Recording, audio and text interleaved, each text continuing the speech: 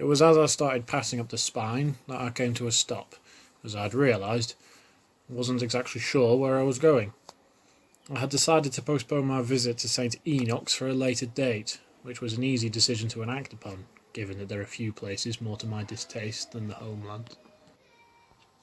I would have previously been too scared to do so. Treading too far from the agreed upon route requires me to start making other arrangements for provisions and such.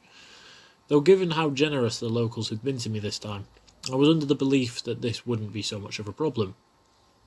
It felt as if my reputation had preceded me. Word must travel fast there, as every new village I entered into, I was welcomed as if expected. Perhaps the feral folk had taken a liking to me. It was while I was sat in an alley that I had realised that the wastes were a poor name. The port towns and cities have no beauty compared to the nature here. The sun-dappled illumination pouring through the verdant leaves caused me to wonder why people regard this area so barren at all. I chalked it down to propaganda, misinformation and fear, as seems to be the triumphant ideologies of the day.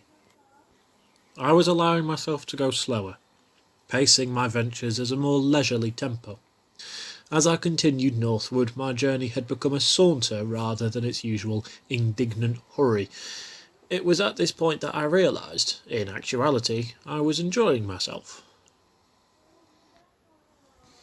Though I still had a job to do, albeit one decided almost on whim. I was to continue north and make a proper decision once I had come close to the border with Feast. Once I had gotten to Uttoxeter, I would head east to Derby Port. From there, I'd be able to restock on provisions and send word back to the Commission about my change of plan.